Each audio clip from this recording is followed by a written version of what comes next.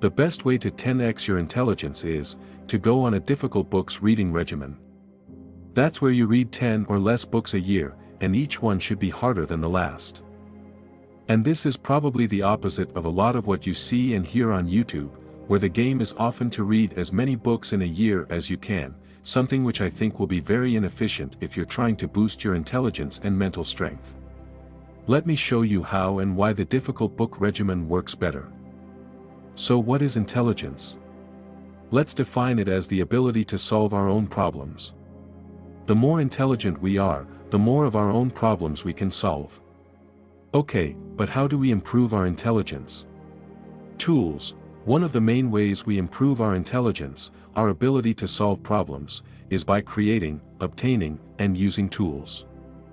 And there are at least two types of tools we use: physical tools and mental tools.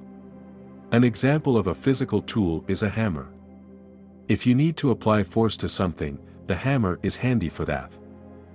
Physical tools are easy to understand, but I think less people talk about and understand the importance of mental tools, which is what this video is about.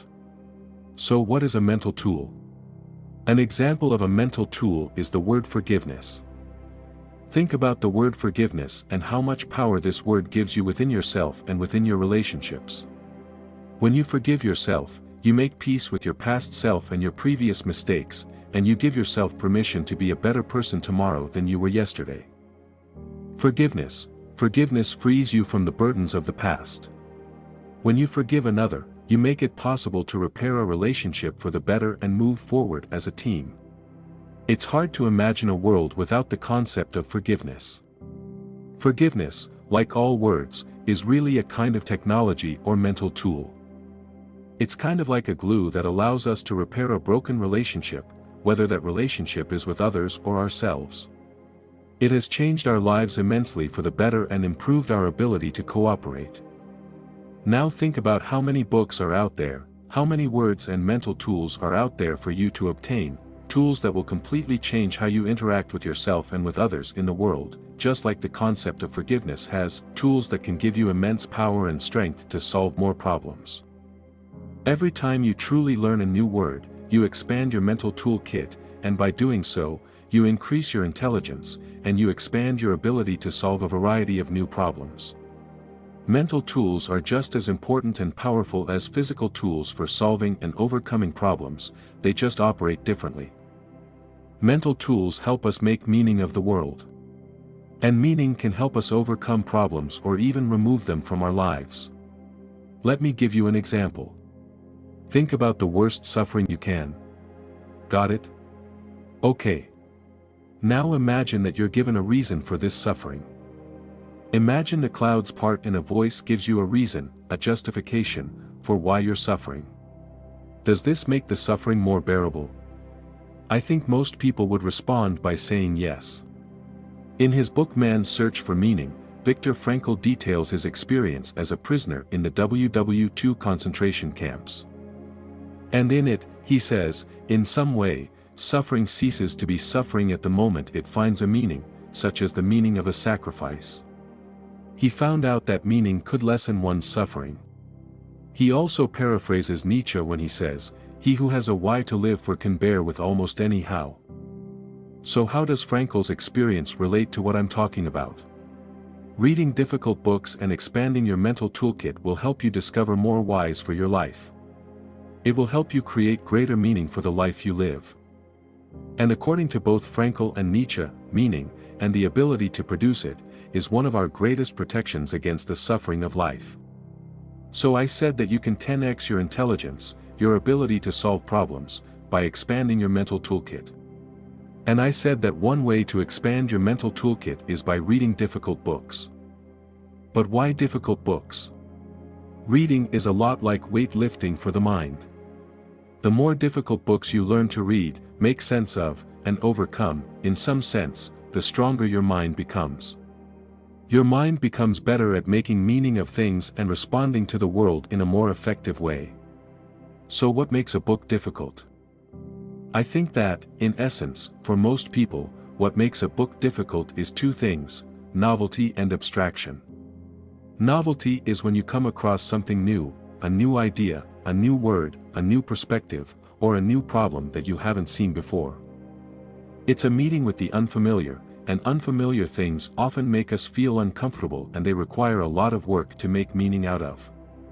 The more novelty there is inside a book, the harder it will be for the reader to get through and make sense of. But novelty is often what makes a difficult book worth reading. It's introducing you to new mental tools which you can use to update your mental software.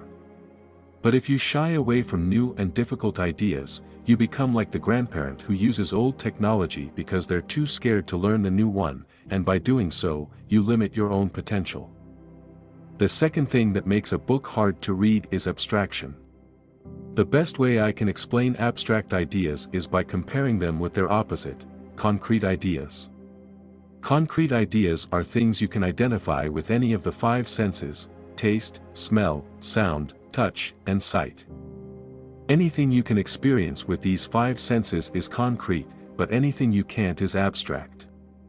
And because they're not easily understandable through sense experience, abstract ideas are hard to understand and many people think they are useless.